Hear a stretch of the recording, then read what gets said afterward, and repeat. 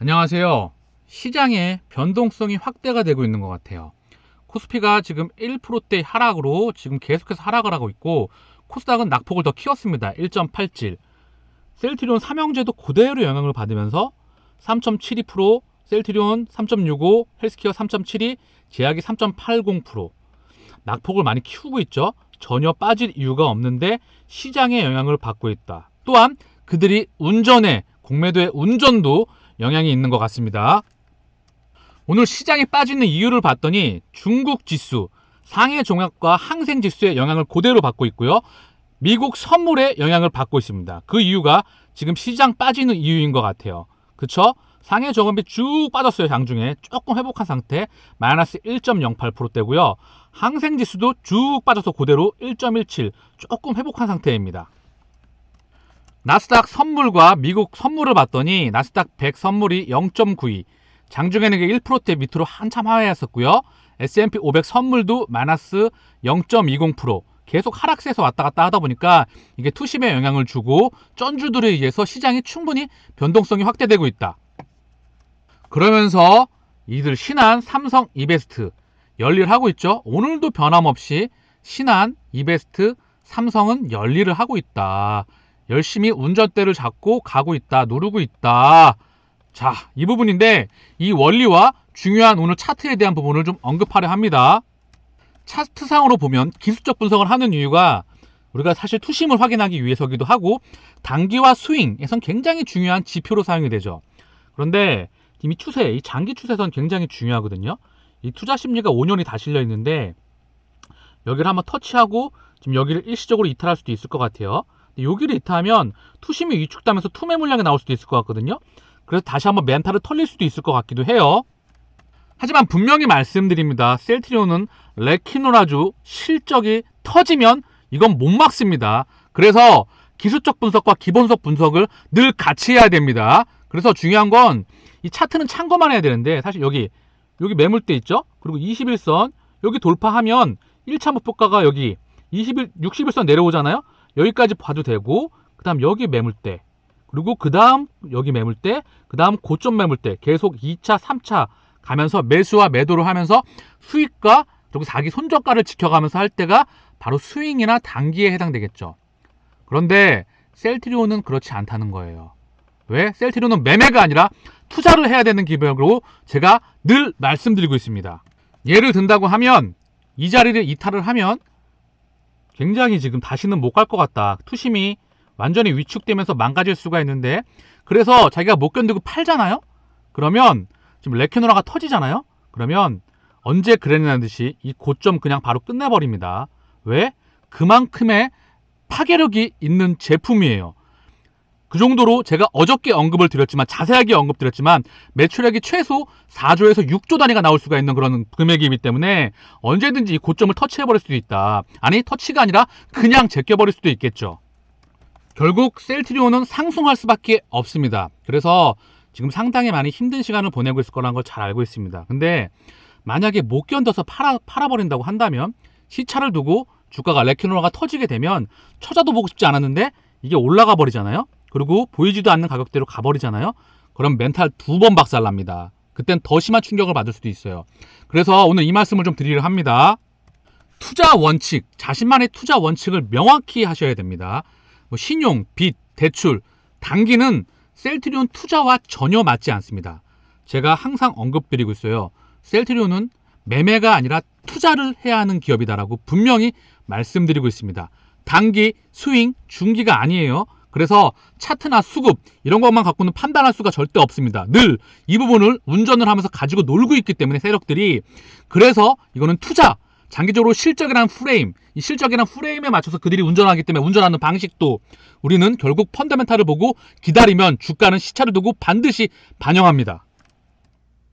그래서 주가가 떨어지면 우리 힘든 이유가 뭐죠? 주가가 떨어지면 실시간 계좌잔고가 박살이 나죠. 그래서 내 머리와 영혼이 연결돼 있잖아요. 이 계좌잔고와. 그래서 멘탈을 다 털어버립니다. 근데 이 말씀을 좀 드리고 싶어요. 이 계좌잔고를 지키려는 인간의 본능과 본성에 역행하시길 바라겠습니다. 굉장히 역설적인 말인데요. 이 손실 확정이라고 하는, 더 이상 이 고통에서 벗어나고 싶다고 하는 분들 있잖아요. 이게 사실 펀더멘탈에 대한 확신과 자기 원칙이 없기 때문이에요. 근데 장기적으로 투자하시거나 투자를 하시려고 한다면 분명한 원칙이 있어야 되거든요. 근데 지금 이 상황에서는 회사의 펀더멘탈을 보고 내 계좌 잔고를 지키려고 하는 본능과 이런 본성을 역행하셔야 된다는 겁니다. 회사는 지금 열일하고 있다. 그리고 계속해서 끊임없이 자기 길을 오롯이 가고 있다. 계획대로 순항하고 있습니다. 근데 주가만 변동하고 있다는 거죠. 지금 보고 계시는 화면이 2008년도, 9년도 이때 셀트리온의 실적입니다. 셀트리온이 2008년도에 매출액이 836억, 1000억이 안 될 때도 있었어요. 그리고 1455억, 2009년도입니다. 그리고 2020년도에 1.8조대를 찍게 되죠. 실적은 18배에서 20배 가까이 성장하게 됩니다. 상장한 이후의 말이에요. 지금 보고 계시는 게 셀트리온의 장기 주봉 차트거든요. 상장한 후에 대략 한 7, 8천원대에서 8천원대에서 40만원까지 대략 한 50배에 가까운 상승률을 보이게 됩니다.